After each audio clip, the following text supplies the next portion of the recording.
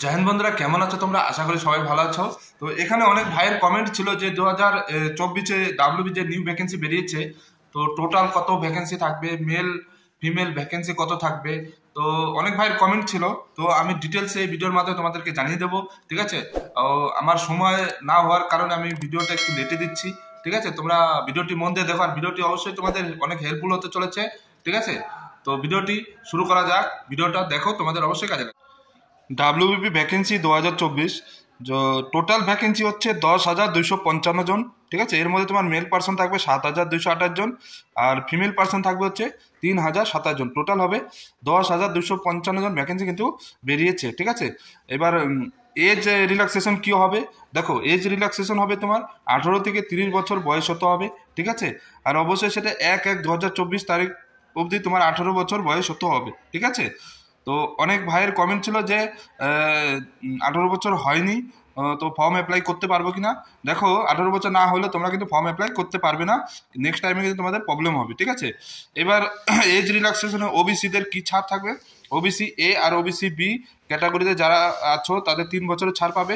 SC ST তারা 5 বছরের কিন্তু ছাড় পেয়ে যাবে। ঠিক আছে, আর সিভিক ভলেন্টিয়ার যারা আছো, সিভিক ভলেন্টিয়ার ভিলেজ ভলেন্টিয়ার, তারা কিন্তু 5 ইয়ার্সের কিন্তু ছুট তোমরা পেয়ে যাবে। ঠিক আছে, এবার এডুকেশন কোয়ালিফিকেশন কি হবে? দেখো, এডুকেশন কোয়ালিফিকেশন তোমার অবশ্যই মাধ্যমিক পাস থাকতে হবে, কিংবা তুমি যদি মাধ্যমিক পাস করে যদি +2 থাকো তবুও হবে। ঠিক আছে, তো তোমাকে কিন্তু মাধ্যমিক পাস অবশ্যই থাকতে হবে। ল্যাঙ্গুয়েজের কথা বলি, ল্যাঙ্গুয়েজ কিন্তু তোমার অবশ্যই বেঙ্গলি ল্যাঙ্গুয়েজ হতে হবে, আর বাংলা বলা লেখা আর বাংলা পড়ার দক্ষতা কিন্তু থাকতে হবে। ঠিক আছে, কারণ তোমার যখন ইন্টারভিউ হবে, তোমাকে কিন্তু ইন্টারভিউয়ের সময় তোমাকে যাচাই করে নেওয়া হবে। এর জন্য যদি বেঙ্গলি ল্যাঙ্গুয়েজ না জানো, তাহলে কিন্তু তোমার প্রবলেম হতে পারে নেক্সট টাইমে। ঠিক আছে, হ্যাঁ, যদি তুমি পাহাড়ি হিল এরিয়ায় যদি হও, ঠিক আছে, তাহলে তুমি ছুট পাবে। যেমন হিল এরিয়া যারা রেসিডেন্ট আছো, যেমন দার্জিলিং আর কালিম্পং ডিস্ট্রিক্টে যারা বসবাস করছো, তাদের জন্য কিন্তু বাংলা ছাড় আছে, মানে তাদের জন্য কিন্তু তোমার ল্যাঙ্গুয়েজে ছাড় আছে। ওকে, এবার রিটেন এক্সামিনেশন কি কি হবে? দেখো, রিটেন এক্সামিনেশনে তোমার ম্যাক্সিমাম মার্ক থাকবে 85 মার্কস। ঠিক আছে, 85 মার্কস থেকে তোমার রিটেন এক্সাম হবে। কারণ এর আগের বার যখন রিক্রুটমেন্ট হয়েছিল তখন কিন্তু দুটো এক্সাম হয়েছিল, এই বছর কিন্তু দুটো এক্সাম হবে না, অনলি একটা এক্সাম থাকবে। ঠিক আছে, টাইম থাকবে হচ্ছে 60 মিনিটে, 60 মিনিট টাইম, 1 ঘন্টা টাইম থাকবে।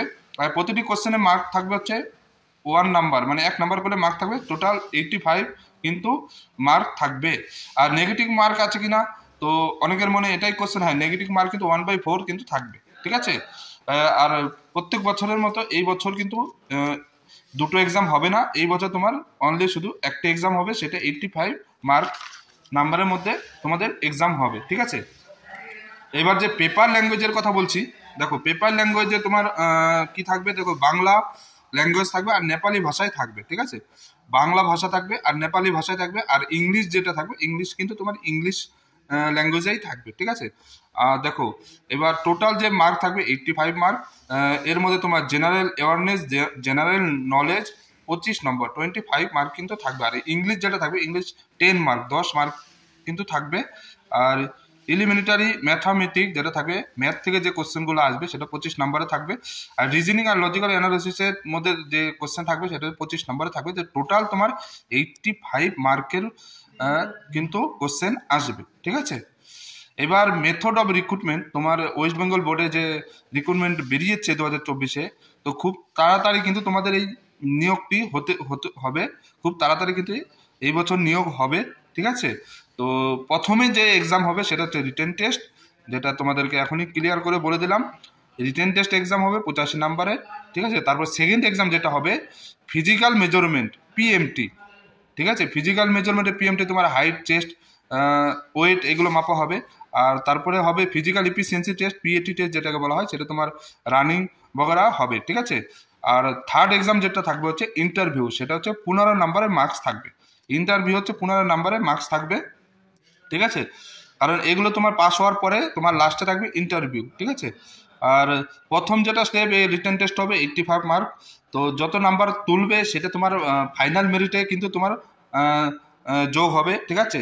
কারণ তোমার এই প্রথম পরীক্ষা 85 মার্ক যেটা রিটেন টেস্ট হবে সেটা কিন্তু তোমাদের নেক্সটে মানে ফাইনাল মেরিটে গিয়ে তোমাদের কিন্তু অ্যাড হবে। আর অবশ্যই এই রিটেন টেস্টে যারা যারা পাস হবে তাদের অবশ্যই মেরিটে নাম আসতে হবে। মেরিটে নাম আসলে পরে নেক্সট এক্সাম যেটা তোমাদের ফিজিক্যাল হবে, মেরিটে নাম যদি আসে তাহলে তুমি কিন্তু ফিজিক্যাল এক্সামে বসতে পারবে, তাছাড়া বসতে পারবে না, ঠিক আছে। আরেকটা কথা বলে দিচ্ছি, অনলাইন যারা ডেট থাকবে, অনলাইন তোমার ডেট তোমাদের কিন্তু অলরেডি তোমাদের ফর্ম অ্যাপ্লাই স্টার্ট হয়ে গিয়েছে, 7ই মার্চ থেকে কিন্তু স্টার্ট হয়ে গেছে। তারপরে লাস্ট ডেট যেটা থাকবে 5/4/2024, মানে 5ই এপ্রিল 2024 অব্দি কিন্তু তুমি ফর্ম অ্যাপ্লাই করতে পারবে, ঠিক আছে। তো যারা যারা ওয়েস্ট বেঙ্গল পুলিশে যেতে চাও তারা ফটাফট ফর্ম অ্যাপ্লাই শুরু করে দাও। এখন তোমাদের ফর্ম অ্যাপ্লাই শুরু হয়ে গেছে।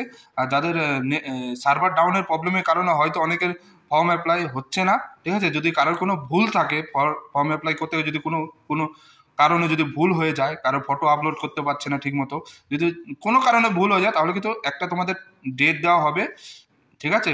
5ই এপ্রিলের পর 7 দিনের মতো তোমাদের একটা ডেট দেওয়া হবে। ওই ডেটের মধ্যে তোমরা কিন্তু ফর্মগুলো ঠিক করে নিতে পারবে, ঠিক আছে। কারোর ভুল থাকে সেটা কারেকশন করে নিতে পারবে, ঠিক আছে। আর এর পরবর্তী নেক্সট ভিডিওতে তোমাদেরকে আমি জানাবো যে ফিজিক্যাল এক্সামে কি হবে আর ইন্টারভিউ কি হবে, ঠিক আছে। আই হোপ তোমরা বুঝতে পেরেছো। তো তোমাদেরকে আমি ডিটেলসে বলে দিলাম, ঠিক আছে।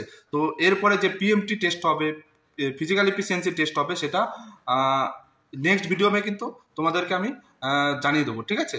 তো আজকের মতো এইটুকুই। ভিডিওতে যদি কারো কিছু বুঝতে অসুবিধা হয় তাহলে কিন্তু অবশ্যই আমার চ্যানেলে তোমরা কমেন্ট করতে পারো।